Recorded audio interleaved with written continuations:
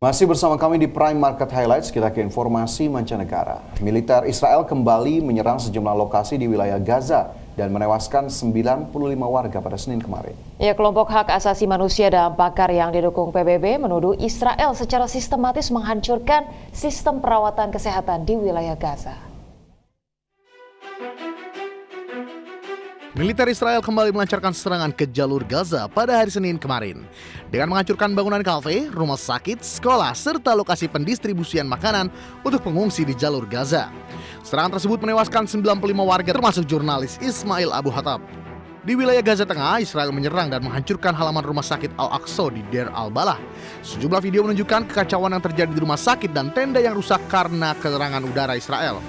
Israel tercatat telah berulang kali menyerang puluhan rumah sakit di Palestina selama perang yang telah berlangsung 22 bulan di jalur Gaza. Sementara kelompok hak asasi manusia dan pakar yang didukung PBB menuduh Israel secara sistematis menghancurkan sistem perawatan kesehatan di wilayah Gaza. Sementara itu, jet tempur Israel menyerang setidaknya 4 sekolah setelah memerintahkan ratusan keluarga yang berlindung di dalamnya untuk pergi. Militer Israel mengklaim telah menyeret targetan militan di Gaza Utara termasuk pusat komando dan kendali, dengan menyatakan telah mengambil langkah mitigasi guna meminimalkan korban sipil. Berbagai sumber IDX Channel. Pemirsa, Presiden Amerika Serikat dijadwalkan akan kembali menerima kunjungan Perdana Menteri Israel Benjamin Netanyahu pada 7 Juli 2025 mendatang.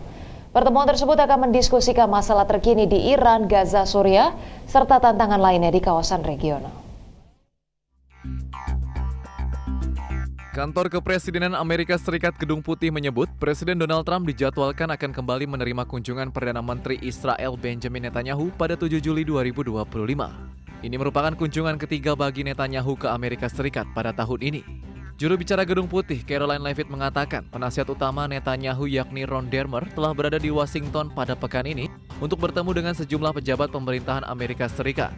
Di sisi lain, pejabat Israel di Washington juga mengkonfirmasi rencana pertemuan antara Trump dan Netanyahu. Pertemuan tersebut akan mendiskusikan masalah terkini di Iran, Gaza, Suriah, serta tantangan lainnya di kawasan Timur Tengah. Pihak Gedung Putih menyebut pemerintahan Trump terus berkomunikasi dengan pemerintah Israel. Hal tersebut menjadi bagian dari upaya Trump untuk mengakhiri perang di Gaza serta memulangkan sandera yang masih ditahan oleh Hamas. Berbagai sumber IDX Channel. Amerika Serikat mencabut pengenaan sanksi terhadap Suriah sebagai dukungan terhadap pemerintahan baru di Suriah. Namun demikian, Amerika Serikat tak akan mencabut sanksi terhadap mantan Presiden Suriah Bashar al-Assad.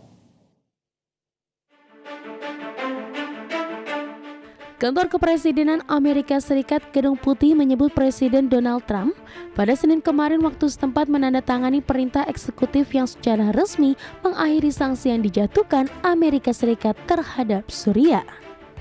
Pencabutan sanksi dilakukan dalam rangka menindaklanjuti janji Trump terhadap pemerintahan baru Suriah. Juru bicara Gedung Putih Caroline Leavitt menyatakan perintah eksekutif ini menghapus seluruh sanksi Amerika Serikat terhadap Suriah. Meski Amerika Serikat tetap mempertahankan sanksi terhadap mantan Presiden Suriah Bashar al-Assad. Leavitt menyebut sanksi juga tidak akan dicabut terhadap antek-antek Bashar al-Assad, pelanggaran hak asasi manusia, pengedar narkoba, hingga orang-orang yang terlibat ISIS dan proksi Iran. Afternoon, the president will be signing an executive order to terminate the United States sanctions program on Syria. And this is in an effort to promote and support the country's path to stability and peace. The order will remove sanctions on Syria while maintaining sanctions on the former President Assad, his associates, human rights abusers, drug traffickers, persons linked to chemical weapons activities, ISIS and their affiliates, and Iranian proxies. Perintah eksekutif ini juga akan melonggarkan pengawasan ekspor barang-barang asal Suriah serta membuka lagi pembatasan atas bantuan-bantuan asing tertentu ke Suriah. Berbagai sumber IDX Channel.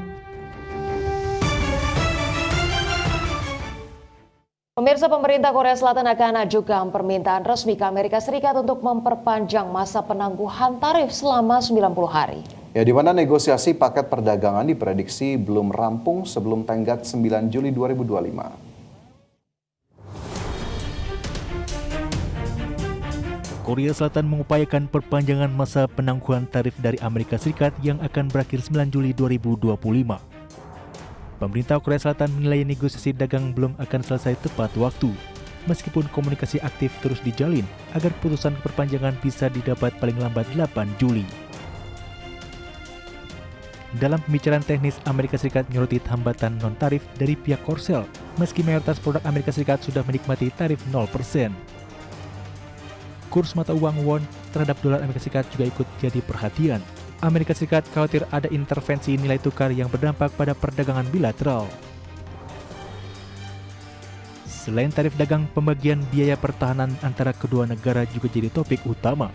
Amerika Serikat menempatkan lebih dari 28.000 tentaranya di Korsel dan menganggap beban biayanya belum adil. Presiden Trump berkali-kali meminta agar Korsel menanggung porsi lebih besar. Sebagai sumber IDX Channel.